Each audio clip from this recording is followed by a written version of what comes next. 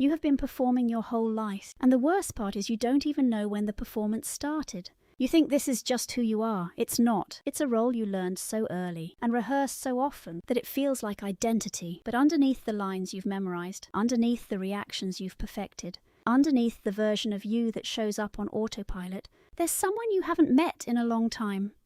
Maybe ever. Here's the truth most people spend their whole life avoiding. The self you present to the world isn't the self you actually are. It's the self that worked, the self that got you loved, the self that kept you safe. Somewhere along the way, that mask stopped being a costume and started being your face. And now you can't tell where the performance ends and the person begins. By the end of this video, you'll know exactly which signs prove you've been performing. 7 of them, in order, each one closer to the bone than the last. Not so you can feel bad about the mask, but so you can finally take it off, because you can't come home to yourself while you're still pretending to be someone else, and the pretending is exhausting you in ways you've stopped noticing. We're going to move through these one at a time, slowly, honestly. Some of these are going to land soft. 1 or 2 are going to sting. That's intentional, because the ones that sting are the ones closest to the real you. The first sign is the most common and also the easiest to miss. You adjust your personality depending on who you're with. Not a little, a lot.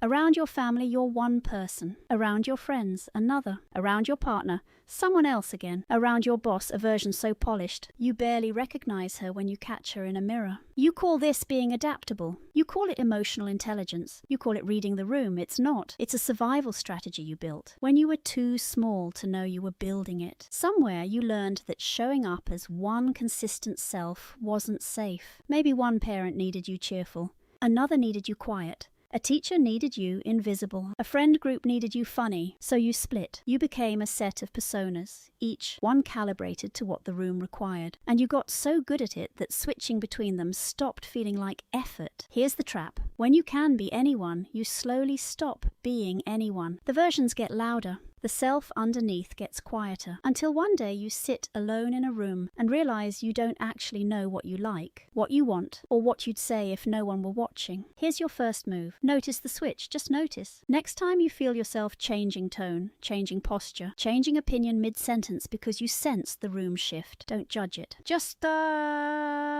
clock it. Awareness is the first crack in the mask. The second sign is quieter. And it lives in your body. You feel physically tired after being around people, even people you love. Not drained in the introvert sense. Drained in the performance sense, like you just finished a shift. Because you did. Performing isn't free. It costs energy to monitor yourself in real time, to track your face, your voice, your words, to preview every sentence before it leaves your mouth, to make sure it lands right. Your nervous system treats social time as work because for you it is. You aren't relating, you're producing a version of yourself the other person will approve of, laugh at, feel comfortable around. Here's the psychology behind it.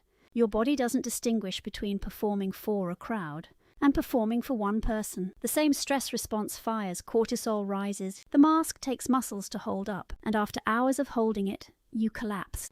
Not because you're antisocial, but because the version of you that showed up wasn't the real one, and pretending is expensive. The third sign is subtler still. You struggle to answer simple questions about yourself. What do you want for dinner? What kind of music do you actually like? What would you do this weekend if no one had opinions about it? You freeze on these questions. You reach for a default answer. You mirror whoever's asking. That's not indecision. That's a self that was never allowed to have preferences, without checking them against someone else first. You outsourced your taste so early that you forgot you had any. The performance became the person. Sit with that one. Don't move past it too fast. The fourth sign is the one nobody wants to look at. You feel most like yourself when you're alone. And it scares you. There's a specific kind of relief that hits when the door closes behind you and the last person leaves. Your shoulders drop. Your face relaxes into something you don't recognize. You breathe differently. And for a moment you feel real. Then the fear comes. Because if that's who you are when no one is watching, who have you been the rest of the time? What have you been giving people? Have they ever actually met you? Would they still love you if they did? Here's the reframe. The relief isn't a sign you're broken. It's a sign the real you is still in there. Still alive, still waiting for a room quiet enough to speak. The fear is just the mask panicking that it's about to get replaced. The fifth sign shows up in your relationships. You attract people who love the performance, not the person, and you know it. You feel it in the small gap between what they praise you for and what you actually value about yourself. They love how reliable you are, how easy you are, how agreeable, how put together, how low maintenance. All words for the mask. None for you. And so a strange loneliness grows. You're surrounded and you're unseen because you never gave them anything else to see. That's not their fault. It's not yours either. It's just the natural outcome of a lifetime of showing up as a curated version. People can only meet the you that you offer. The sixth sign is heavier. You feel like a fraud, even in the areas where you're genuinely good. This is the one that sounds like imposter syndrome, but goes deeper. Because it's not just that you doubt your competence. It's that you doubt whether you were the one who earned it, or whether it was the character you played.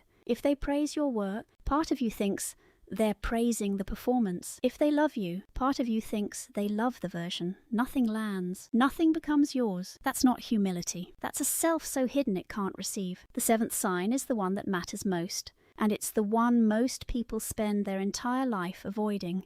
You don't remember the last time you did something purely for you. Not to be perceived, not to post, not to tell anyone about later, not to become someone by doing it, just for you, just because you wanted to. If you can't remember, that's your answer. The performance has been running so long, there's no offstage anymore. Every action has an audience. Even if the audience is only in your head, that's not living. That's a very long show. Here's the practical takeaway for all 7. You don't have to burn the mask down.